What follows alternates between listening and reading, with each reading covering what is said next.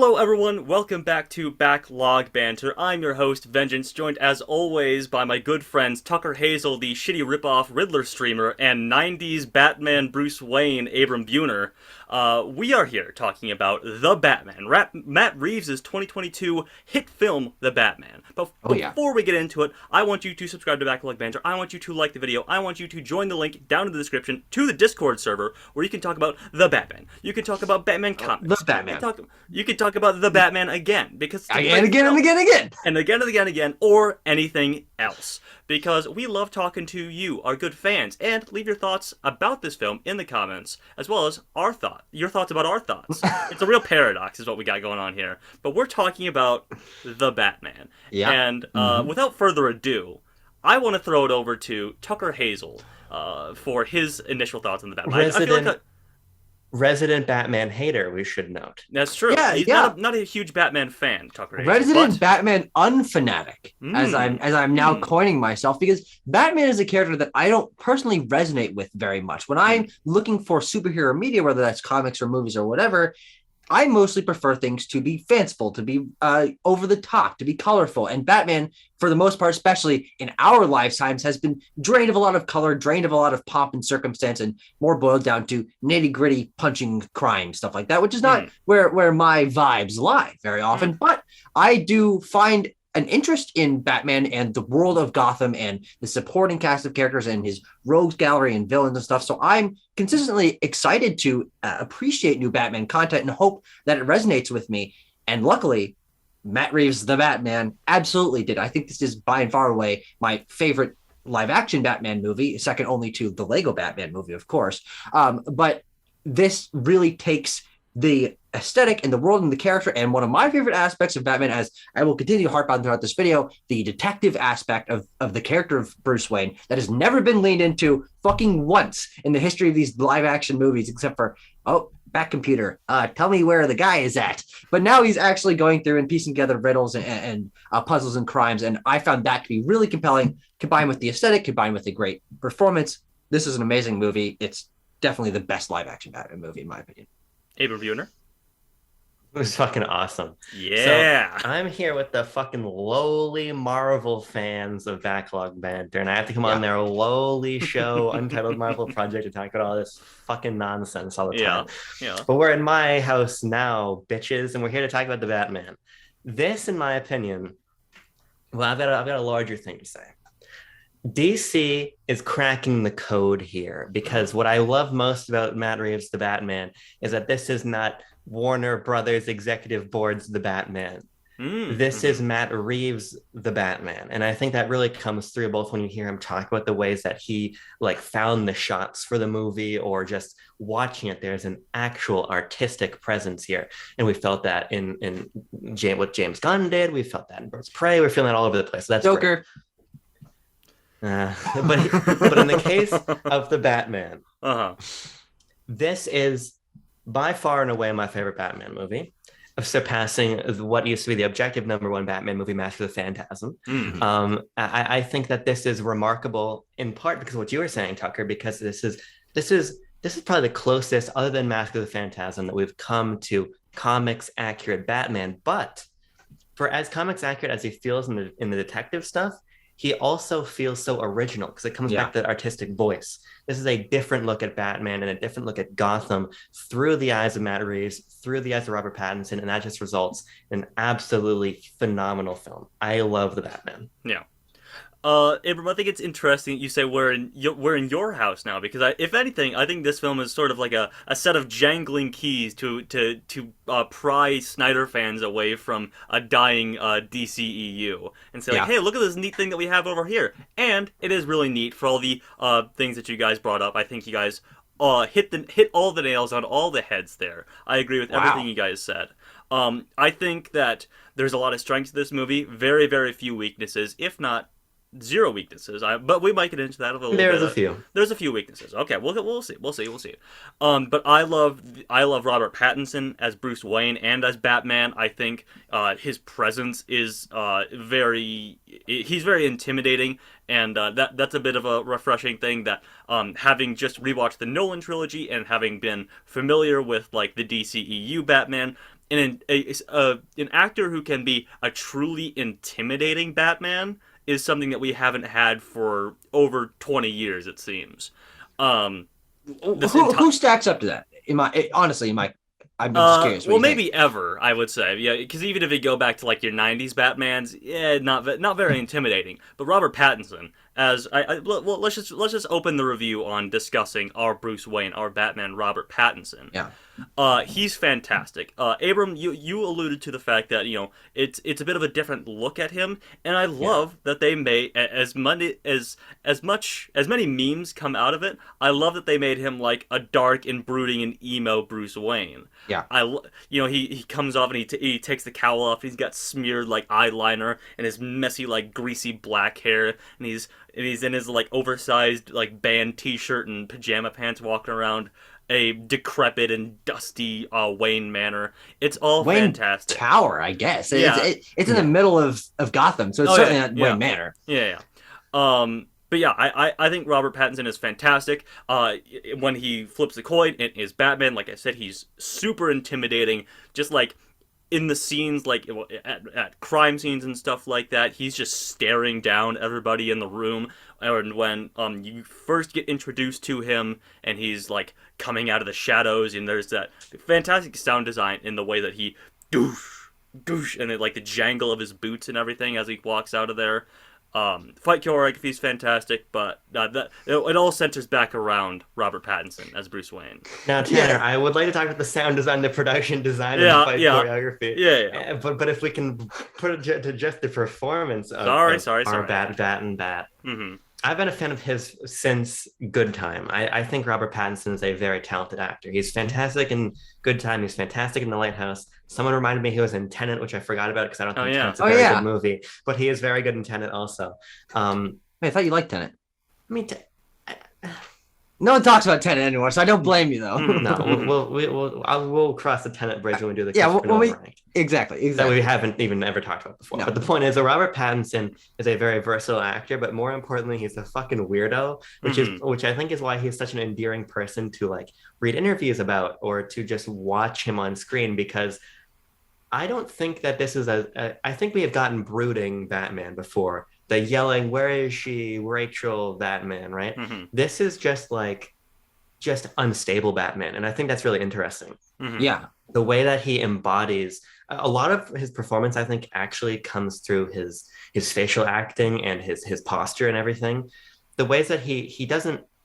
This is a person you see out of the cowl, and you think, okay, yeah, he's clearly in that headspace for Batman, but when you look at him, he doesn't appear intimidating, I don't think. But it's the way Robert Pattinson is able to get into that mind space and sort of communicate that through there's a lot of great shots of like the bottom of the cowl and his mouth and his jaw, and in the ways that skinny Pattinson is able to really take up the screen is really impressive, because I just think that, frankly, he's a better actor than Affleck, than even I think Bale, in my opinion. So he's just dominant in the film. He's got a killer jaw in that suit as well. Yeah. Jaw is very important for Batman, especially in one that doesn't have a bottom of the mask. His mask stops somewhere in this range. I don't exactly remember. It comes down to the chin, though, right? No, there's a little chin flap underneath of his under his chin. All right, but you see a lot of chin in this fucking movie. Yes. But I think what makes him my favorite live action Batman is because it's not only just a different take on the character in terms of him being brooding and differently emotional and stuff, but in that this is not the Bruce Wayne that we've seen in almost any form of the character in any medium. Is that he's not a playboy. He is not suave. He doesn't have a big watch. He's not wearing fancy suits. He's not he's not a ladies' man at all. Like, this is such a different version of this character that, frankly, I think makes the connection between Bruce Wayne and Batman and the dynamic between the two mindsets that he puts himself in to be a lot more compelling. It's not Batman for this character is not a light switch that he turns on and off. It's not all right, boom, I got to switch to Batman mode. No, he's always in Batman mode. He has to retreat into the skinny, schmunky Bruce Wayne that's waddling around the house in his pajamas, which I love. And I think makes him a more interesting character because he's more relatable, I guess, because I've been sad in my pajamas at home as opposed to the Bruce Wayne that we've seen, sipping champagne out of the glass in Gal Gadot's hand or whatever in Batman v Superman. Like, this is a different take on the character that I think melds the worlds of Batman and Bruce Wayne together a lot more and gives Bruce Wayne as a character a lot more darkness. Yeah. Like you actually feel like he could be a man who becomes unhinged, who beats the crap out of someone because he's not suave, calm, cool, collected, knows exactly what's going on all the time. No, he's very flawed. And I think that makes it a lot of fun to see him retreat into the shadows and become Batman and really embody this persona. I think an important thing to note upon there is that it's interesting to see. This is Batman in his second year of being Batman, as we hear, and Bruce Wayne has not developed his public persona yet, and I think this is what makes this film. I don't think he ever will, frankly. I think that's what makes this film ripe for sequels, and probably be becoming a trilogy if we're gonna be real here for a second. But I think. It'd be interesting to see Robert Pattinson's take on a public persona of Bruce Wayne if that becomes a thing, because an appeal of his interpretation of Bruce Wayne is that sort of very reserved, very like this like mysterious figure in Gotham society that's like, oh my god, it's Bruce Wayne. He came out of Wayne Tower or whatever. We had to get a bunch of pictures of him and stuff like that. He's not a socialite, and I think it's an interesting interpretation that could be expounded upon, especially as at the end of this film we see that Batman himself, or the Batman persona, Bruce Wayne wants to become more of a symbol of hope, and he might carry that over into his Bruce Wayne persona. That's yet to be seen. But I think it's an interesting avenue, and it's a great performance that leaves room for growth and an improvement in the character. Well, Tanner, I think what you're forgetting is that he wants to become that symbol for hope. So actually, in the next movie, he becomes Superman. Superman. Oh, yeah, of course. But I to the point about him being like year two, I think what's interesting is that it feels in part like we're bringing some of that Frank Miller Batman year one sort of ethos into this character. Now we don't really year one's so good versus year two. I think he wrote that actually, but that's the point. Like we don't see Robert Pattinson really struggle the way Batman struggles in year one. But the sort of through line of I'm doing this for my father is that's present in year one, and some of the other comics is really very much foregrounded here. And I think the entire film does a nice job of pulling, whether that's entire like vignettes from like the Long Halloween in terms of getting the bullet out of why am I blanking on his name right now? Crime Father. Stanley Tucci's character. Oh, not Stanley Tucci. The other one that I confused. Vincente Minnelli. Maroni? Yeah, Marconi. Falcone. Thank you, Jesus Christ, Falcone. Yeah. But the point is, they do a nice job of pulling this sort of influence of year one and Long Halloween, all these things. But they center it around a script that doesn't feel beholden to those, because the real strength of this character, I think, is Robert Pattinson's ability to sell the script that is written for him, because we get a lot of vulnerable Batman in this, which I find to be interesting, especially the scene when he, after it's becoming unclear, okay, so my father had Falcone kill the reporter, or what exactly happened, and there's that great line where Pattinson says something like, I thought I had mastered fear, but now I have to deal with losing somebody close to me, maybe. And he holds Alfred's hand, right? We don't really get that out of Batman. Yeah. And my new favorite trope has become humanizing these characters that felt kind of inhuman before, whether we're talking about Luke Skywalker, sorry to all the people who are wrong with The Last Jedi, No Time to Die with Bond, and now here. I really like this idea of seeing the tortured Batman, but in a way that feels more genuine. And I don't think that many actors other than Pattinson could have made that feel organic. Yeah. Another thing about Pattinson and his Bruce Wayne is that Bruce Wayne is a dick in this movie. Like, he's just like an antisocial, like doesn't know how to carry a conversation, and is just a dick to like the one person who he's kind of close to, Alfred. He's just routinely mean to him. And like they don't, because a lot of times in Batman stuff, Bruce Wayne and Alfred are sort of like, Bruce and Alfred are kind of like the two. He's the one person that Bruce can talk to. Alfred is, because Alfred knows he's Batman. He knows his whole struggle from a childhood. Tucker? Yes, I just want to say you made me realize something about the relationship between Bruce and Alfred in this movie is that Alfred is the only one that talks to Bruce in this. It's kind of an inversion of this trope of yes, in classic Batman storytelling, Bruce can only talk to Alfred because Alfred's really the only one who fully knows who Bruce is. Of course, he raised him. Of course, he knows all his fucking secrets. He knows how to clean the Batmobile or whatever. But in this, the only real, genuine person that talks to him on a human to human level is Alfred, and I think that makes for an interesting dynamic between the two of them that frankly isn't as built out as I would have hoped for in this, because I do think that of course famed director of Venom Let There Be Carnage, Andy Serkis, does a great job as Alfred, but he's not in the movie as much as I would want, only because I like their dynamic. I think it's interesting to see how connected they are, but then it's not really pulled all the way through, which I think is a little bit unfortunate. I mean, I think it does a great job. I don't know if I disagree that this is necessarily new ground we're covering, though, because even like the Michael Caine, Christian Bale dynamic of why do we fall so we can get back up, Mr. Wayne stuff, like Alfred has always been the confidant. But I think what's interesting here, in my opinion, is that Alfred is also the one solving the ciphers and things. He is, because it kind of feels, the trope feels like, oh, Bruce, it's time for you to go out and do something, or carrying on the father's legacy. Like, this is Alfred's role. But now we see the Alfred who also he knows, he's got the line like, I knew how to teach you how to fight, and I can help with these ciphers, but you needed a father, and I couldn't be that. It's certainly a complication of that relationship in an interesting way, but I don't know if it's necessarily new. I feel like that's one of the parts where this movie like travels back into well-trodden Batman territory. Yeah.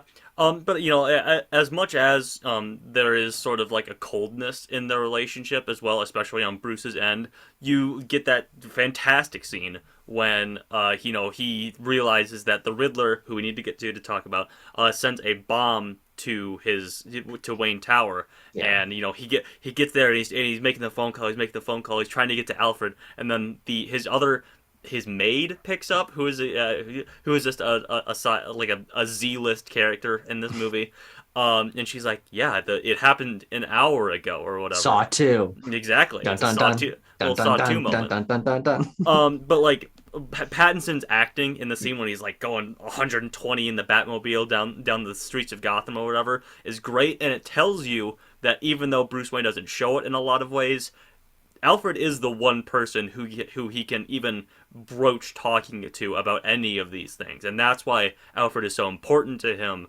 And that again gets it gets restated in that hospital bed scene. Yeah, I mean, I think we basically covered it. Yeah, Pattinson's fantastic. But if you want to talk about saw traps, let's talk about Paul Dano as the Riddler, because that rat trap, I was like, this is out of some of the demented shit you guys watch. Yeah, it is. The Riddler, actually, he is very Zodiac. I mean, he pulls like, there's very obvious allusions to the Zodiac killer. Even in some of the stuff he says, like, I'm speaking, whatever it is, I'm speaking as the Riddler instead of this is the Zodiac speaking, whatever it is. The point is, it's very similar in aesthetics. But there is a horror element here that I didn't anticipate out of that PG-13 rating. I want to talk about, I love the costume when it turns out that it's generic so that everybody can wear the Riddler costume. That third act fight I really like and I want to talk about. But the sort of ethos of the Riddler here is fascinating, because he leaves the clues and it's campy and funny in a demented way, as we've got the phone taped to the guy and the bomb around his neck, and let's answer the jokes and the riddles, and I'm going to be laughing and everything. But there's this horror underneath all of it that I didn't expect and really love. I think it's horror that comes from the reality of this version of the Riddler that they've created. This is not a guy who wears a spangly costume and makes up jokes that are Batman related. This is a guy who is literally a 8chan Redditor. Like, he uses websites to talk to alt-right trolls to plan terrorist attacks. And the way that this plays into social media and influence and the history of Gotham and the corrupt politicians and all this stuff feels like something that could happen in real life, and in a way that you don't really feel like many other Batman villains have in the past. Like, oh, okay, there's a supernatural element to this. There's a little bit of funky wonky science. It's Bane, it's Joker. It's these characters that are interesting and cool, but can't happen in real life because of course not. But there's corruption in New York City and Chicago. And if someone was fucking demented enough and had support on 8chan and found out the dark politics of the city, they could plant bombs and kill politicians, and that could happen in real life. So following through all this feels a lot more intimidating and genuine because there is nothing stopping this from happening in reality. So it's always like a drip, drip, drip in the background. I'm like, oh shit, this is terrifying. I also like to add that Riddler take this L because Backlog Banter has more subscribers than you do. That's So true. Yeah, he has about yeah, 500. yeah, exactly. But yeah, I really dig Paul Dano. I really dig the Riddler in this. As much as I wish that we could get a modern interpretation of like the green bowler hat Riddler, I do love that he's a domestic terrorist of sorts, and like Abram said, his costume is generic and like leather BDSM esque. Like it's a winter military mask, not anything Too suggestive like sexy. that. Not It's really anything too sexy, but sexy. it's not too sexy. Exactly, Yeah. exactly. So anyone can do it, and that obviously plays into his larger plan. But Dano in those scenes where he's like just shaking the phone so close to his face, and he's screaming riddles and about the history of Gotham and is corrupt, and one day Judgment Day will come or whatever. He's great, and it broaches on being so ridiculous. But I think Tucker's right is that it has a sense of realism to it that anchors it in seriousness, and I think that's what's important. And then when you finally see Dano out of the mask, that's a whole nother element. Then you're like, oh, this guy's like he's not like a scary looking guy. He's pretty. I love how they shoot him in the prison scene because he's very like small and his shoulders are sort of hunched together, and they have this giant like metal ring around his head, around his neck that could very easily just fit over his head, and it makes him seem very small and insignificant. But he set all these larger things in motion. Yeah. Yeah, it's fantastic in the way that it really does feel like, and this is obviously intentional, like when there is the like an the incel who goes and does a terrorist act or something that we unfortunately read about in the news all the time. Like they capture the aesthetic of him and his sort of unsuspecting nature and the sort of chaos that he's causing online and finding his online community and reading the comments and everything. Like it's really, I think, quite harrowing the way that they take this very much larger than life character and frame the narrative as at first perhaps larger than life and the sort of mythic of him being a serial killer out to take down Gotham. And then it turns out, yeah, he's just a domestic terrorist. And I think that shift was really well done, especially because the plot, I think that the plot is convoluted. Yes. Intentionally so, but when it clicks at the end, the sort of, oh, Batman, you're not as smart as you look, right? And it actually it falls into place, and I think that's when that real life piece Tucker clicks so well. The sort of misdirect of what he was having us chase down before it ends up feeling a lot more masterful. It makes me want to watch the movie again, kind of knowing where that plot goes. Yeah, of course, that's the only reason you would want to watch this movie again. Right, the only reason. Yes. But yeah, I think all that stuff is great and plays into the detective side of things. I know that Tucker wanted to talk about. So Tucker, if you have any thoughts on that, I implore you to share them now.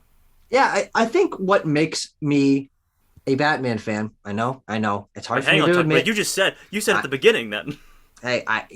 There's a deep, dark, scary part of me that is a Batman fan. But I think what I find interesting about Batman and what to me makes him unique and compelling is the fact that since the original Batman comic strip, he was a detective. He was solving these crimes, and there were large life characters that sometimes had animal-based personas and stuff like that. And it was obviously superhero comic book nonsense, people wearing capes, but we kind of lost that detective aspect of Bruce Wayne's personality as things became more grounded, more crime focused, more beating people up focused. And I think what this movie does is strike a really nice middle ground between how smart Bruce Wayne is, how aware he is of his situation and piecing together actual crime scenes and looking for clues and stuff that we've never gotten a chance to delve into in past movies because he's always had to be running away from bombs and setting up these giant circumstances that don't allow for the police to be involved on a granular level. There's no, forensics. This movie leans really heavily into that. And frankly, that's my favorite aspect of this film. I think the fact that we get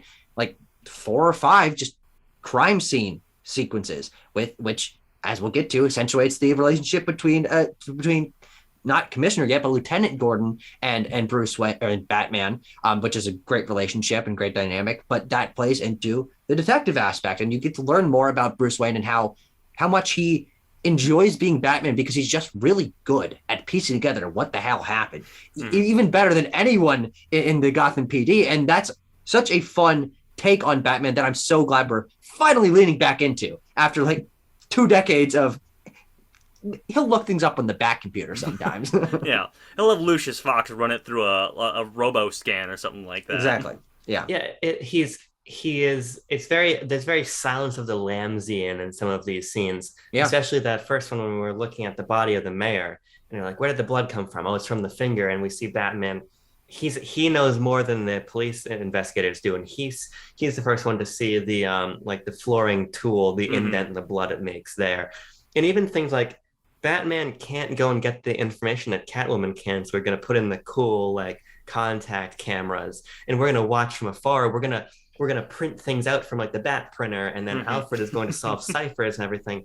I don't think the Batman movies have ever forgotten that Batman is a detective, but they've forgotten to show the legwork. And this movie shows the legwork, and that's what makes it so damn compelling. I also love the thumb drive thing. It's a funny little joke because this movie does have a sense of humor about itself, and I think that's important. Does. Yes, Tanner, I'm glad you brought up the humor because we have gained a collective societal brain rot if people can really watch the Batman and say it's not a funny movie. Yeah. Because what I think is great about this is that it's not quippy because it doesn't make sense. There are no brunch jokes here. No. But what we have instead are just good comedic situations that feel like they're in the tone of the film. Or just really clever, like the thumb drive thing is really clever. It fits into the ethos of the Riddler. Yeah, the Riddler would do that to make Batman and Gordon use a severed and gross thumb to unlock the files. Yeah. That's all great. I also love the Penguin. You don't know Spanish. God, that's Colin great... Farrell. What a guy to get in this role. You know, unrecognizable, but very much appreciate because that bit is like you don't know L from La. What are idiots? Yeah, I like there is humor to the film. It's just all so organically integrated here. It's not and cut to the joke moments, and I think that's super effective. Yeah, I think the reason it works is because it is so well integrated, but also because maybe I have collective brain rot or whatever it was you assumed earlier, but I would not consider this a funny movie. I think the fact is that there are funny moments, but they're incredibly sparse. I mean, this is a joke and a half every 15 minutes. Like I think it's a perfectly paced amount of comedy that lightens the mood occasionally and gives the audience a collective chuckle, but I wouldn't consider this a funny movie on a personal level. You're right. I misspoke. I'm more talking to the people on Twitter saying this is a humorless movie. Sure. No, that's true. Yeah, that's true. Yeah. And especially I think the one that stuck out most to me is the recurring bit of the bouncers at the nightclub. Oh yeah, the twins. Who open the door. One guy looks out, he's like, no, you can't come in. Close the door. He opens back up. His brother's there. And then the last time Batman opens the door, sneaks by in the background. And it's a great payoff for like the third time I think that happens. It's a situational comedy, as you were saying, that isn't called attention to, but your brain is now trained as a third time you're seeing this, like, that's a bit. Matt Reeves is doing a bit. He's doing a bit. He's doing a funny bit. I'll say one of my favorite, sort of smaller things but recurring things that allows us to talk a bit about another character that Batman teams up with numerous times. I love Jeffrey Wright as Gordon just being like, what the hell is this shit all the time. He's like, we gotta use a thumb drive? What's going on? Because I do think Jeffrey Wright is really, really great as Gordon.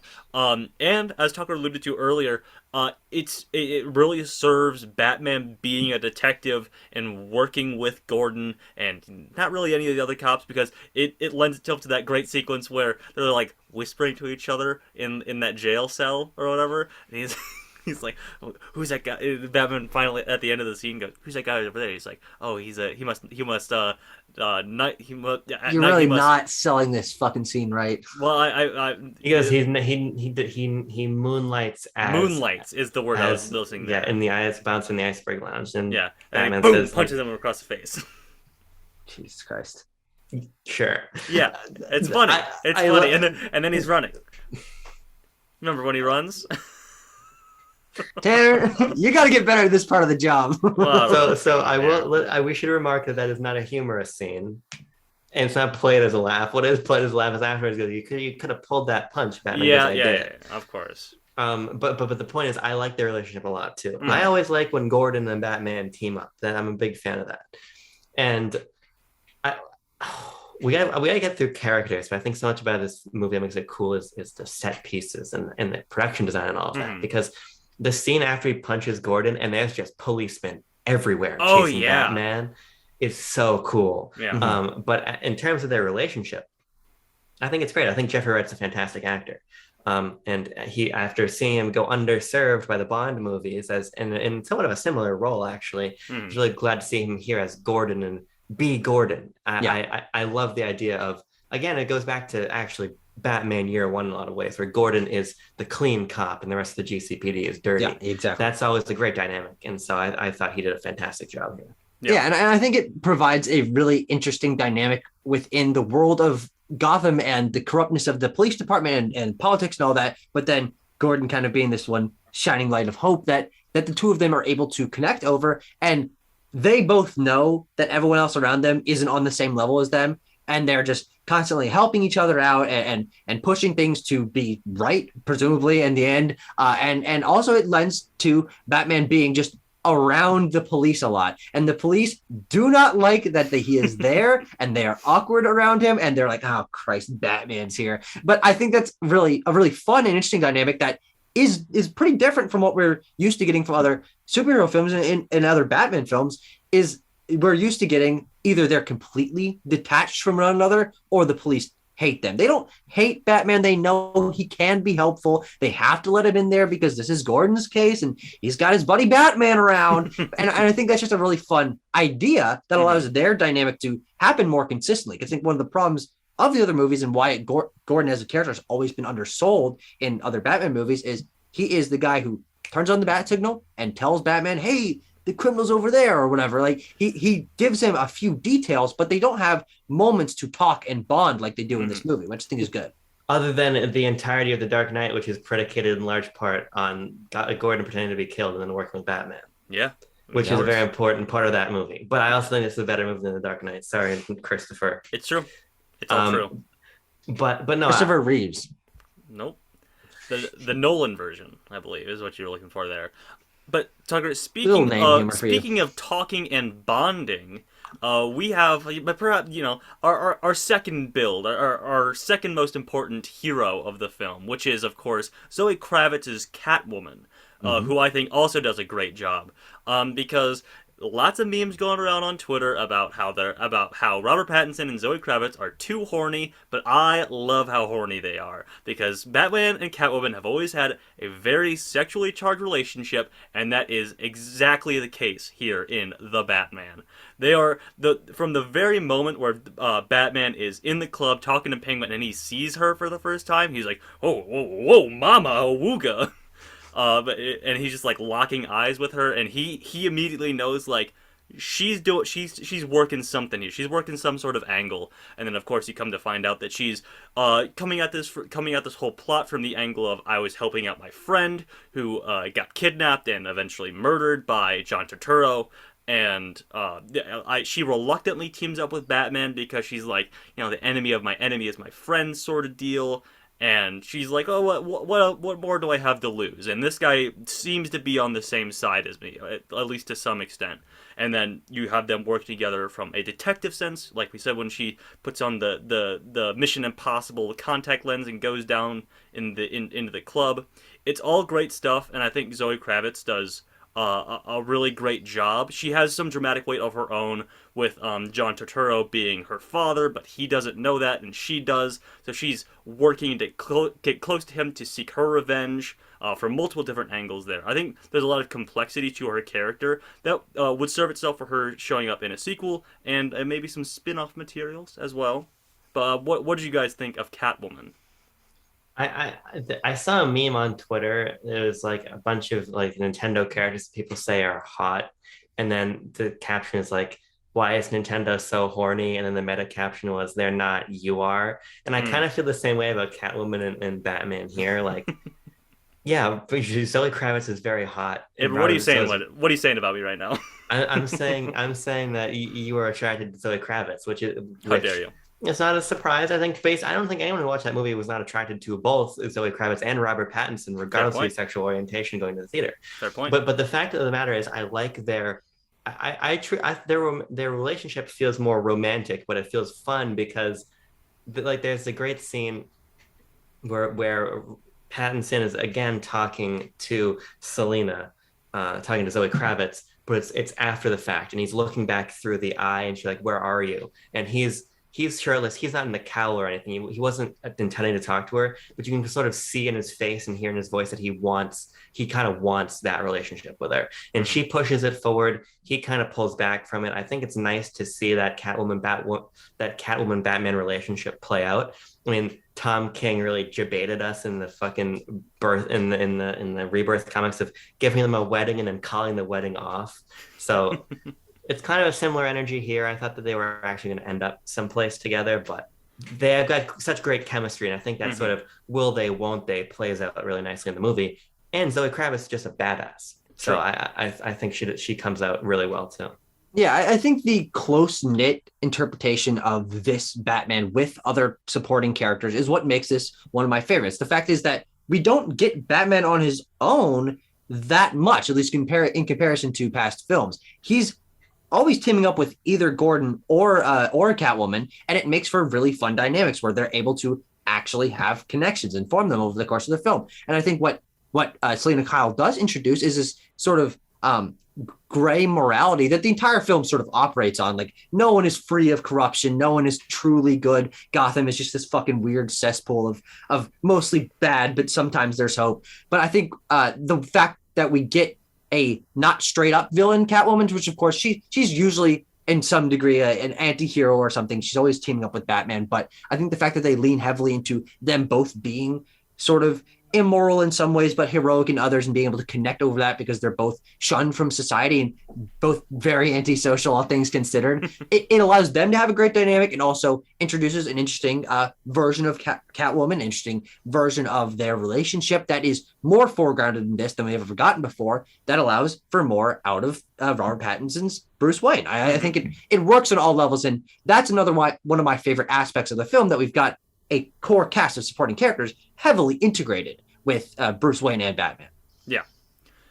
Well, gents, we've run down our main cast of players here, and I think it's time that we move The into players. the players, of course, and I think it's time we move into what really makes the Batman a spectacle, something that I hope makes a boatload of money, a pile of money similar to that of Heath Ledger's The Joker in The Dark Knight. Just because I think that Matt Reeves crafts such a 3 hour high octane cinematic experience here that he crafts a lot of really great action sequences as well. I think the highlight one here that I'm sure that we all want to talk about is the Batmobile chase with the Penguin, which is just fantastic. I don't really know if I even have the words to put into the if I can put into words Clearly how not, great. yeah. All right, man. If I can put into words how fantastic this is, because I was in the theater experiencing that for the first time, early access screening, by the way, before one of the very first fans to see the Batman, as Robert Pattinson told me before the show, Totally personally. and he told me personally through the screen, through the giant IMAX screen, and I was smiling from ear to ear from how awesome that scene is. Just the design of the Batmobile and how that thing is filmed, and it's all done practically for the most part. I think Matt Reeves said that they actually did like jump the Batmobile or the stuntnet Batmobile through fire and stuff like that. And then combined with the cinematography, I love when Matt Reeves like straps the camera to the side of a car or a motorcycle or whatever, and we're speeding down the streets. It's like and a stuff. wheel POV. Exactly. They constantly intercut. Yeah. And you have the trailer shot of the upside down Batman silhouette against the burning wreckage behind him. It is just to a T the coolest interpretation of a Batman action sequence we've ever seen. This is the best Batman action has ever been, ever, Mm-hmm. period. And I wish that I hadn't watched the trailers because I think some of the coolest action moments get spoiled in the trailers. Mhm. But it's really neither here nor there. The point is, what makes these action sequences so great is that they're heavy, but they're also not horse shit. Because for as much as I love Batman vs Superman, that Batmobile chase is horse shit. Let's see if I can remember a Batmobile chase in that movie. It's when he kills all the guys in the black SUVs, and then Superman's like, "Stop." I've seen the movie 3 times. It's not ringing a bell. Going after the white Portuguese, and then there's the guy he's the Russian guy who's in the background as a foreboding man. We don't need to bring up that back then. The point is that Batman needs to feel heavy when he's on foot or in the Batmobile, and they do it because there's an artistic vision to how every one of these action sequences is shot. It's not the sort of, and I'm not trying to shit on Marvel, but I like to whenever I can. It's not the Marvel thing of, hey, we're going to build that Black Panther's action sequences in previs, in CG before we've even written the script. We're going to approach these action sequences very artistically. We're going to have a real practical vision as to how they're going to be executed. And that comes through in every single one of them. Yeah, I think for me, the Batmobile sequence is great. It's the most memorable Batmobile sequence I can think of. I mean, also I saw this movie most recently, so that's part of it. But I think the practicality of it, the weight of it are certainly aspects. But I think what works best for me about the combat scenarios that Batman is placed into this is he looks like he's doing a 20-hit Arkham combo. He's dancing between these people and getting hit on the back of the head and doing all these things that are flipping around. And he's such... You say he's heavy, and that's true because you're hearing the crunch of his boots and there's a weight to everything. But this is the most agile, light Batman we've ever seen on screen, which I think is really nice and allows him to do a lot more movement and feel distinct from other Batmen because he is a skinnier guy. He's doing more jumps and flowing in combat that I think is a lot of fun. And when I watched that first sequence on the train stop with all the thugs, and it just looks like he's doing an Arkham combo, and it's awesome. And I really think that it gives a unique feel to his movement and combat that works so well for this version of the character. Another interesting thing that I wanted to bring up when we were talking about the breakout of GCPD and all the cops and everything is he climbs up on the railing and he looks down and he's like, oh shit, I have to do this for real. And you're expecting him to whip out the cape or whatever, but nay, he gets out his flying squirrel suit and jumps off. And I think that it lends itself to a lot of different things. It's that this is an early on Batman who hasn't figured out the cape gliding yet. And they do a GoPro thing as he's flying down. And you can kind of see that he's a little scared when he's going down a little bit. And then, of course, it ends with him hitting the top of... No, I think he grapples to a truck and hits his head or something on a bridge and then falls down on top of the truck. His parachute or something gets caught on a bridge and he goes... That's right. Overpass. Yeah, he just he slams into the roof and then falls down on the top of a truck that's passing by. And that's great. It feels heavy. You're the entire theater went, oh, when that happened. And he's beat the fuck up in this movie. He absolutely does. One thing I do think I appreciate about this and sort of the way that this still does feel over the top, even though it is very grounded on the whole, is we're not getting him sitting and icing himself and fuck, that really hurt. He's getting beat up 6 ways from done it, and he should have broken bones and all this stuff, but his armor's good enough. He's a strong enough man that he just powers through. This Batman is going nonstop for whatever, the week or whatever this film takes place over. Every day he's in these crazy scenarios, getting beat up, falling off of buildings, all this stuff, but he keeps powering through. And I think that builds and builds and builds till you get where you finally get the sequence where he is being beat up by the Riddler guys. And you feel like, yeah, he's out of it. He's been beaten up over the course of a week and kept going. Of course he's done. Of course he's reached his climax. But then ain't no fucking way this motherfucker's out of this. He shoots himself up with adrenaline and just keeps going. And I think the snowball effect, that not having him sit in a chair and get a bag of peas out, whatever Hawkeye does. I think the fact that they don't do that, they don't lean to that realism of Batman in the scenario that he would be doing that, but they don't show it. I think it gives a nice over the top, this man is more than human, which I think is kind of fun. Yeah. Well, because the movie's about gadgets. He uses gadgets a lot when he's fighting. Yeah. That's really cool.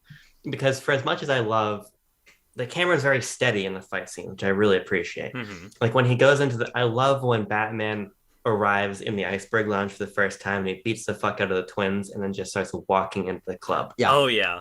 And then he gets caught in there and the camera cuts in front of him and we just see him on this walkway and there's people all around him, and he's just beating their shit out of them. And then the Penguin comes up behind him, and he turns, and he's about to attack him, and you see it on Pattinson's face, like he's an animal when he's fighting, and like it's communicated so well. But he's also tactical because we always see him using, and it's not just batarangs. Like Ben Affleck's Batman used a shit ton of batarangs. Is there a batarang in this movie? He has like one batarang that is the thing on his chest, like the actual insignia. He just uses that to cut the cable. He uses it to cut something. I think he uses it at one point later, but he never like throws it or anything. He uses like it that. twice. He uses it once to cut the thing keeping him out of the Riddler's incel cave, and he uses it to cut the cable at the end. To drop down into the water. Yeah. Mm-hmm. But I love seeing him use all those things and shooting up the adrenaline and all of that. It's really, really awesome. Mm-hmm. And like Tucker, you're right about those crunches. When he hits somebody, you know he's hit him. Yeah, and it's really good. Yeah. I think that really comes in at the end when he's just wailing on that last Riddler guy, and everyone's kind of standing around, and I'm like, do we stop him? Do we pull him off of him? Is this guy gonna make it or whatever? But this sort of lends itself to Robert Pattinson's interpretation and I guess more of the writing of Batman in this, which is that final sequence of he's like the end of the climactic action sequence is not him beating up Riddler or beating up 100 goons or whatever. It's him saving people from this attack that just happened. You know, he's like reaching his hand out to some people who are trapped under some rubble, and they're like scared of him. You're like, yeah, naturally, this guy is terrifying. He's like he's built himself up to be a fearful mythic creature for the people of this city to dissuade them from committing crimes. And then I think it's a kid or something that takes his hand first, and I think that really is a great moment because you know, and he's like, and then you get the fantastic shot of like the top down, him leading the people through the water, carrying the flare, just a very well framed shot. But the meaning of all that and what it means for Batman going forward, in that we get that Pattinson ending narration where he's like, I realized that me being like this spirit of vengeance, Ghost Rider 2 Spirit of Vengeance, is dangerous and can inspire people like the Riddler to take actions like this. They can misinterpret my goals because my goals were not exactly responsible in the way I was doing them. I need to be a symbol of hope, not just a symbol of fear and vengeance for the city. Yeah. And you know, he's all dirty and muddy and stuff as he looks up at the sky at the end. It's really great. It's a really great way to end that film and set him up for future installments and movies.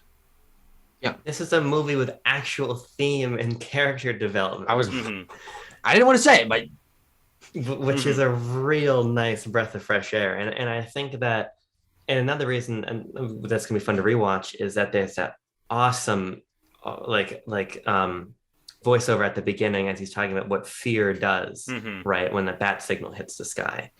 To them, him coming around to being like, I can't do that. Yeah. It's so, I think this movie has an exposition problem that I want to talk about in a second. Sure.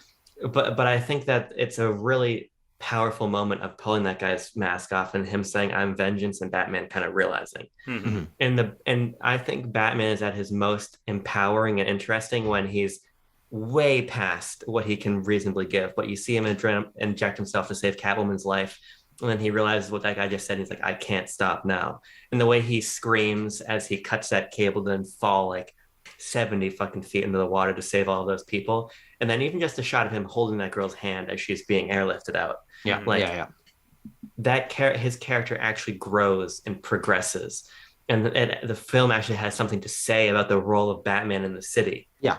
And that is so refreshing. And that's why this movie, I just think, is a step above what we've seen in Batman before. Yeah, definitely. Yeah. For sure. The idea of taking the dark Batman character that we have seen for a while is this is grounded, it is based in crime and stuff like that. Of course, Batman always has been, but taking him through the darkness and saying, actually, hold on, maybe darkness and vengeance and fear is cool and edgy. Maybe it's not the right way to go necessarily. And I think shifting the sort of tone of Gotham to the end of there's a new mayor or whatever. There's they've sort of flushed out the mafia. That of course people are going to take their places, and there will always be this crime, but maybe we can guide Gotham in a brighter direction. And I think that's kind of exciting, and it integrates Batman into the city in a different way, where people actually do respect him, do realize that he's not just a guy who beats up criminals. He actually does have a care for the city. It makes him a lot more compelling of a character in the world of Gotham rather than just this guy in the shadows. He's integrated with like the politics and hope of the culture of Gotham. And I think that's really cool.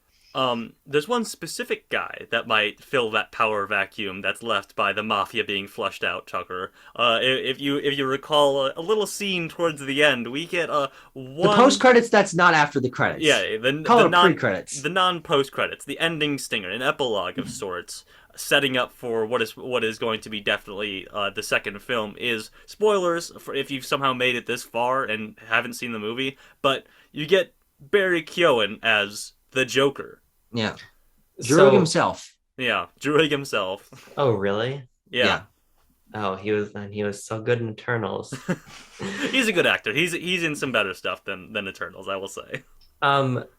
This is one of the two the movie lost me in two moments, and this is one of them for sure. Okay. We don't need the Joker again. Yeah. We'll just put it out there. We don't need the Joker again. Mm-hmm. I think Matt Reeves can tell a much more interesting story than the Joker, and it's kind of how I felt about the absolutely insane injustice ending to Zack Snyder's Justice League. Oh yeah. Just put it after the credits, and I'll at least feel like the story you were telling felt like it ended in the right place. Yeah. Mm-hmm. This movie should have ended as Batman was let go of that girl's hand, and she flies away. Oh my God, yes, it should have. If the credits had come up right there, I probably would have started crying in the theater. That would have been the perfect place in that movie. But they keep going, and I think that the Catwoman stuff is neither here nor there. I think it probably should have been put somewhere a little bit earlier in the film. Even if it ended up being out of sequence, I don't think it really matters, considering it's sort of like it's an out of continuity, monologue anyway Batman's giving. So just move that. But the Joker stuff feels really heavy-handed, and I just don't. I do not need how many Jokers do we have now? More than I need. Four live-action Jokers. I think this will be our fourth. Because part of what's compelling about this movie is that it's the Riddler. And of course, we had the Riddler once, but we basically have never had the Riddler before. Yeah, and we certainly have never had this Riddler. Yeah. And they've been Pattinson was talking about like how much he loves the Court of Owls, and they've been teasing out the Court of Owls for the sequel, which would be fucking awesome because the Court of Owls are not in anything like that actually because they're so new. So it just feels like a missed opportunity to say, okay, and now it's time for the Joker movie next. But yeah, it's interesting. I don't really care too much. I mean, we haven't seen Barry Keoghan as the Joker, so he could be a good Joker. I have no idea. I'm not gonna stake a claim on that either. But I do agree with you, Abram. The fact that we're getting another Joker is okay. All right, we're gonna see what the Joker can do again, and it's gonna be following presumably similar tropes. I do like the idea, however, of how this world is reframing all these characters. The Penguin is nothing like the Penguin we've seen in other content. The Riddler's obviously nothing like we've seen the Riddler in other content. Same with Gordon, same with Batman. Like these are a new, continuous, this version of Gotham version of these characters. So seeing what he can do with another character like that will be interesting just from that level. But I do also think that the Joker and maybe a couple other villains are the ones that they have to stick to, because I really don't feel like this world has the room to branch into the supernatural, where we're getting something like Poison Ivy that like doesn't make a lot of, or something. yeah, exactly. It doesn't make a lot of sense from like a physics perspective, because I like the fact that this is a so grounded reality that there's no tangent into supernatural nonsense. See, I don't know if I agree with that though, because I think about The Long Halloween, which is my favorite comic of all time. The Long Halloween features Poison Ivy as one of the, she's not central, but she's pretty important to the plot. And she basically mind controls Bruce. And I think that there's a way to tell these supernatural Batman characters through the grounded lens and make them different and interesting without breaking the continuity of your world. And I just think that you can do that, and you can do these things without introducing the Joker again. Or even Court of Owls, while they are supernatural, they are a lot more grounded than the really supernatural Batman villains. So you can do those things, or do Zaz or somebody. There's plenty. I thought Zaz was going to be the one in the other jail cell, and I would have been totally fine with that. He could. I don't think Victor Zaz can be a main villain of an entire 3-hour feature film. Probably but not. but I think that he makes. I honestly was surprised we didn't see him because he feels so at home in this version of Gotham that we've gotten. I did have a quick question for you guys. Top of your head, who would you like to see be the villain in this second movie? Because I think, Joker. if I remember correctly, Matt Reeves said that the Joker isn't necessarily like the main villain of this upcoming sequel. He's talked about the sequel already. I haven't heard any of that. The sequel is in the works, obviously. Yeah. But yeah, and so are like there's a GCPD show that's about like the year one of Batman, and I think also a Penguin show. That's confirmed. That's a confirmed HBO spinoff. Yes. And I think that they've also talked about some Catwoman stuff somewhere. But going back to the question, who would you guys like to see? Which Batman villain would you like to see be the main villain of the Batman 2? Back in the habit. For me, the clear answer is Harvey Dent Two-Face. I think that the political intrigue of this first version of Gotham makes a lot of sense to have someone take the void of power and branch the politics and the supervillains, the rogues gallery, literally split down the middle. Harvey Dent Two-Face is the connection there. I think that'd be great. Hey, bro. I said it already, but I think it's Court of Owls. And I think this is the Batman that gets the Court of Owls storyline. And here's why, because there's another thematic thread that I really appreciated about this movie, and that's the recontextualization of Bruce and Martha Wayne and the sort of Thomas. I don't care what Ben Shapiro is probably going to say in his review of the movie. I like the Catwoman. I don't give a shit about these people getting killed because like they're white and they're privileged, so they don't really. That who really gives a shit? And from the lower classes perspective, I think that sort of like the class focus in this movie and the sort of economic political situation of it is really interesting. Yeah, it's no Joker, but no, because it is no Joker. True. Yeah, for better and worse. But I on a thematic level, I love that, and I love the idea that I want to talk because I don't like the scene, but I love when Paul Dano is like, nobody cared about us, the real orphans, but the orphans with billions of dollars. Mask. Yeah. but I like that thematic stuff a lot because it gives us a little bit of grit. But on a plot level, I like the idea of complicating Bruce and Martha Wayne. And if people have read Court of Owls, an interesting component of that is the way the Court of Owls were retroactively part of the Wayne family and in the walls of the Wayne Manor and everything, and forced that Batman to wrestle with his family's past. Just like I'm in your walls. Yes. Right. And we're already doing that. So do it with the Court of Owls, because the Court of Owls are fucking awesome. Yeah. They're awesome. Read Court of Owls. There's that Vanity Fair interview thing where Robert Pattinson is very clearly expressing interest in doing the Court of Owls story, where he like says, "Oh man, it's great. You gotta read it. You gotta." So I think that's a very real possibility that we get for one of these movies. But yeah, we're winding down here. Does anyone have any closing thoughts on the Batman they'd like to share? Tucker? I'm not winding down. Oh boy. Okay. Well, there's one big point that we haven't discussed that I think is, I've talked about the pillars of why I think this movie works so well for me, but the third core pillar is the aesthetic of Gotham City, which is Victorian London mixed with Times Square in New York, just billboards and giant screens plastered everywhere, but on top of these decaying, elaborate Victorian, like basically every building looks like a fucking church, but it's got billboards on the outside of it, and that's such an interesting combination that gives this such its own feel. I've never seen a city like this, and it's not just hey, it's a city. It looks kind of like New York or Chicago or something. Yeah, it's not just filming in Chicago like Nolan did. Yeah, no, this is a place that does not exist in our real world because, we got Rome and stuff like that are all fancy buildings and shit, but they're not mixed with the Times Square aesthetic of New York. Like the fact that they just smashed those two together gives Gotham its own feel, and I just love that. Yeah. So I think Art Deco Batman the Animated Series Gotham will always be the number one Gotham to me. But this is so cool. I agree with you, Tucker. And it's not only the production design and the sets, which are awesome, but it's also the color palette and the way that the shots are framed and everything. It's a beautiful movie. Now, I got to watch it on not the best projected screen in my theater in fucking Foxborough, Massachusetts. So I didn't get the full IMAX effect that you guys did. But I think the movie's gorgeous.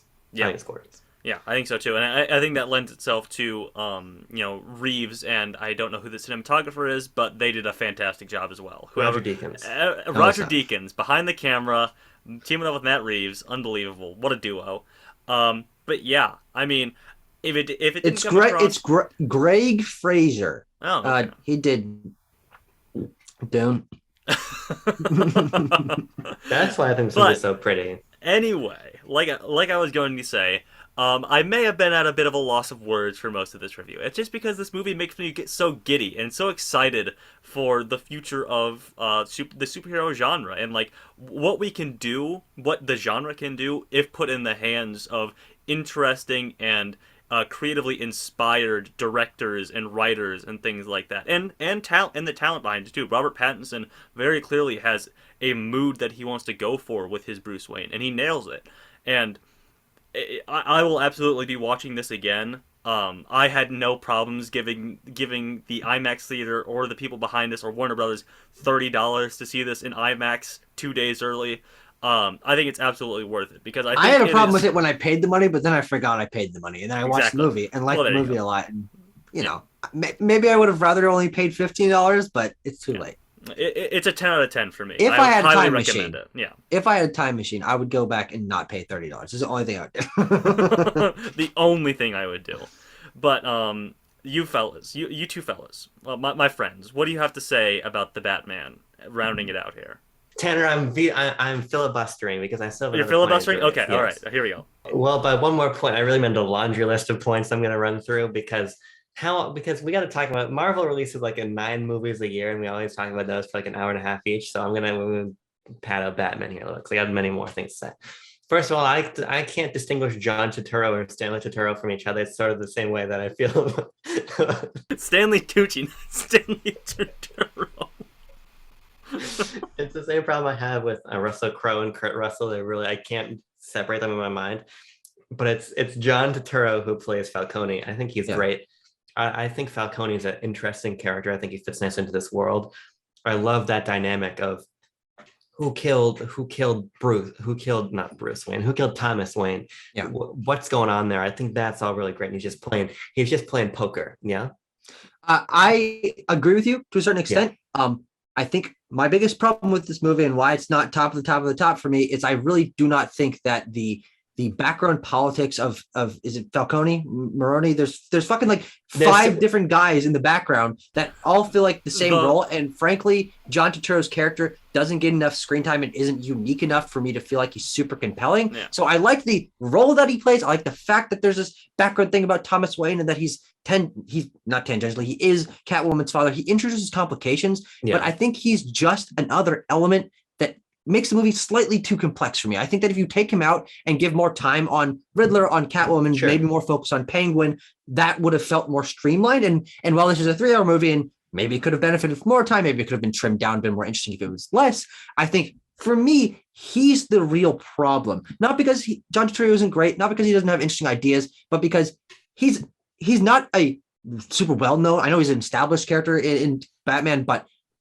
he's not a Penguin, he's not a Catwoman. I think he's just kind of like a crime guy. And I like when they go a little bit past that. I mean, there's two major crime families in Gotham. It's the Maronis and Falcones, and that they basically are the hinge of the Long Halloween and Dark Victory, which are, in my opinion, the best comics of all time.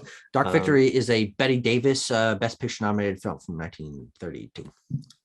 But so I like when I saw Falcone, I'm like, okay, I basically know you already. So I didn't feel the issue of runtime there, but I also think he is essential to complicating the legacy of the Waynes. And the legacy of the Waynes is so essential to Bruce's character growth and his relationship to Alfred, but then subsequently the Riddler's entire plot with the renewal fund. I think the movie more has an issue of it tries to misdirect and have its characters make enough false turns that you can't predict exactly where the film is going. So that's where I think it's going to benefit from a rewatch. And on that rewatch, I think I'd feel more comfortable saying if I feel like it's a net negative or net positive. There's so many elements at play. Mm-hmm. My main negative here is I think the film it's kind of 2 parts. First of all, I think it gets too talky, especially the scene between Batman and the Riddler in the prison room. Mm-hmm. I think that scene is just so exposition heavy that it gets kind of annoying, even though I love the conversation. It just feels arbitrary. It feels like, okay, we're starting to run down time-wise here. So we gotta, hey Batman, the Riddler wants you to go visit him. And then sort of the character motivation is gonna unfold, which I found to be a little bit disappointing. Bruce Wayne. I love But that. I love yeah, Patton, the look on his face when Riddler's doing that. 'Cause he's like, "Oh fuck, he knows. He knows I'm done for." But that's then he the doesn't thing. actually, and Yeah, yeah. That's the it's thing over. about it. Like it's good material. I just don't necessarily like the framing of it. It feels like, and it reminds me of the famously annoying part in Psycho of, okay, and now we're gonna explain the movie to you. Like I just think we could have weaseled our way into this great interaction in a more interesting manner. Yeah, Also, that movie had really weird editing, and this is something I wanted to that point out. movie is in the Batman. That scene in Or the movie, Psycho. Oh, okay, okay. Psycho is Science I of the haven't seen Lambs. Psycho. I haven't seen Psycho Psycho in of a the long time. Lambs. 7. Abram, All move good forward with your movies. point, please. The, Matt Reeves, and one of the things I really like about this movie artistically is it has a lot of perspective shots, character perspective shots, POV shots. Not only the upside down one of Batman walking towards the Penguin in the car, but they're just all over the place, moving the camera into the eyes of the subject. And that's really cool. But when you're moving between the eyes of Batman and Riddler in like mid dialogue line, the filter over the audio changes whether you're on which side of the glass. It comes off as very jarring and didn't feel very intentional to me. I think there's some points actually where, because I was listening to a little interview with Matt Reeves where he was talking about the way he was conceptualizing shots. And I feel like sometimes Matt Reeves conceptualized really interesting ideas and then just kind of found a place to plug them into the movie.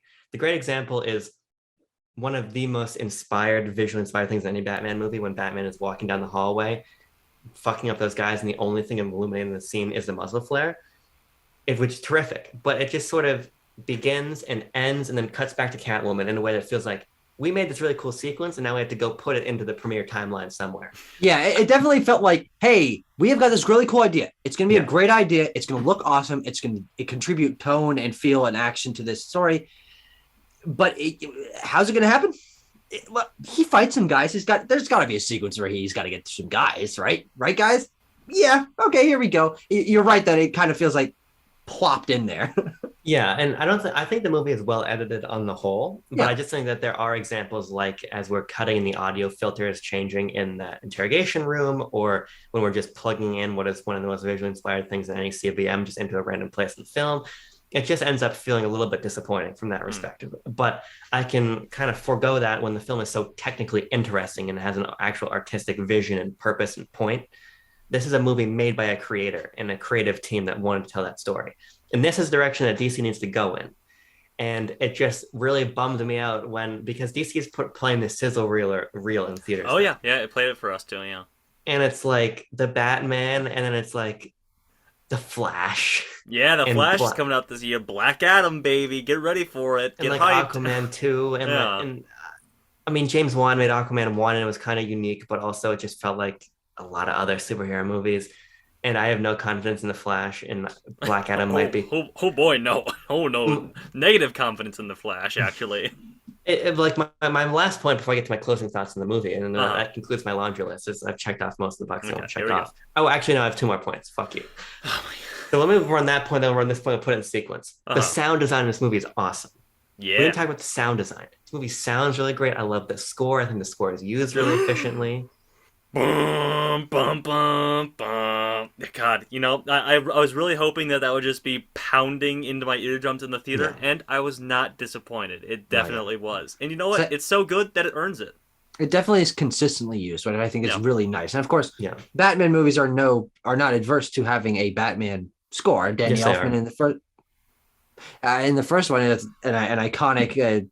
What's the word I'm looking for? Musical motif. Mm-hmm. But I think that giving him a pounding musical motif that almost sounds like someone's getting beat the fuck up just in the music, I think like contributes to this tone of just like that the movie goes for. I think it's nice. Yeah. Just the screaming Robert Pattinson of it all, Yeah. It's really good. I don't need to pay attention to the score, but it's really good. So I'm just for the sake of time, I'll just roll my last point in my closing statement. There we go. Right. But I want Tucker to go first because I think I should go last because this is DC. This is my house. What am I gonna do? Give your closing thoughts on the movie. Anything you want? Yeah. Yeah. This is a real damn good movie with it. I mean, the couple flaws that I have, not being so interested in John Turturro's character, in some ways, Stanley Tucci's character. All the same thing, of course. Stanley Turturro. Maybe personally feeling like it could have been slightly tighter, less. I don't think there's padding in this movie, but it is definitely very long. Those elements do not take away from what this film does for a unique vision of Batman, taking it away from the elements that I thought made him an uninteresting character in the Nolan trilogy, which are good movies, but it's not what I look for in superheroics. This is very visually interesting. It has a unique tone. It plays with the idea of heroism and the roles of these classic characters that we're familiar with, like a Batman, Catwoman, Commissioner Gordon. These are framed in different ways and played for more unique thematics than we've gotten before. It's clearly one of the strongest movies that DC has put out in ever, and it is a very exciting future for this, because I'm a Batman fan because I like the wackiness of Batman. I like the detective campiness of Batman, and this is not that. I was wrong in our I think our Fandom video. Fandom day. I think I'm like, oh, this is a campy movie. Look at all these wacky things. And so that was just incorrect. And I'm fine to admit that I was incorrect on that. But what I got instead was a version of grittiness, of darkness that I personally connect to a lot more. So I'm a Batman fan. We got him on tape. No, got it. Don't do it. But I'd say this movie gets like an 8.9 for me. Fantastic. I already gave my closing thoughts because I thought we were winding down, because my two colleagues here were slightly more structured in conveying their thoughts on the movie than I was. But that's just because, if I may make excuses for myself, that, like I said, this movie just makes me really happy. For such a dark and cold and brooding film, it just makes me warm and fuzzy inside to think about it, just because it's really cool. You know, this is a really cool movie, and I'll definitely be watching it again. I will be purchasing this on 4K Steelbook, just because I want to really. I'll be watching that Penguin show, that GCPD show, day one when that comes out, probably, because I think that Matt Reeves has crafted a really interesting world here. A world that feels really cool aesthetically and is interesting aesthetically, and how it uses all of its characters that we've talked about and combines them and builds interesting relationships between all of them. I think it's fantastic. I think end to end, this there's not a thing I would cut out of this movie. I'd be hard pressed to critique anything in this movie personally. I think it is a 10 out of 10. This is the perfect end stone to the Abram Buhner trilogy of good blockbusters. Installment one in the trilogy is No Time to Die, and then Dune, and now the Batman. So personally, my trilogy is complete. I don't need any more good movies. I can go into the Doctor Strange review with free of expectation. But in all seriousness, I think this movie is excellent because it's got an actual purpose and a focus and a point, and it's I watch it and I say, a man decided to put the camera there. Walter Hamada didn't tell Jeff Johns to tell Joss Whedon to put the camera there. Sure. Matt Reeves went into VR and said, I want to put the camera over here. Because he actually did that. He spec'd up a lot of the shots of this movie in VR, which is kind of cool. Nice. But it's inspired. This movie's inspired. It's the best Batman movie. Unfortunately, that means that Christopher Nolan only has one more good movie to his name, and that's Inception. Because between Matt Reeves, Denis Villeneuve, and Sam Mendes, these people just make better Christopher Nolan movies than Christopher Nolan does anymore. Sorry, Chris. See Memento? No, I haven't. It's a great movie. It got spoiled for me, so now I was like, well, then what's the point? What's the point in living anymore, huh? If I know what happens in Memento? Yeah, exactly. Fuck if I know. Yeah. But final thoughts, the movie is really fucking cool. DC, I wish you were doing more of this instead of having Ezra Miller, like, I don't know. We'll find out and talk about it in time. But this movie is really good. Instead of having Ezra Miller erase all the movies that aren't well received that you've put out over the last 10 years. Let's truncate the sentence instead of having Ezra Miller. Sure. Yeah. Okay. Looks really folks, good in The Crimes of Grindelwald, or whatever that new Harry Potter movie is. No, he doesn't. He really doesn't. Wait, folks, wasn't that the second one? Yeah, that's the second one. The next one is the Secrets of Dumbledore. Dumbledore. Yeah. Why are we talking about this, folks? Thank I you can't so wait much, for the Secrets of Dumbledore. folks. Thank you so much for joining us for this review of the Batman, rambling or not rambling as it may be. We hope to see you back at Backlog Banter. Subscribe, like the video, join the Discord in the description. Comment down below what you think about the Batman, and just copy and paste that comment into the Discord server. We'll make it easy for you. We'll comment. We'll respond to both. How about that? Tell Tanner one of your personal problems in the comments, and he will reply to you. I'll fix it for you. Don't worry about it. But thank you so much. We'll see you next time. Abram and I got a one bed and B and Airbnb. Airbnb. Airbnb. Yeah. And we had to put that we were partners on the. I did write that my partner and I were coming to town for a business convention, and I Good. Airbnb application. But I think what we can do is if you guys both lay in the bed with your knees kind of bent like up, and then I can lay at your feet sideways across the bed.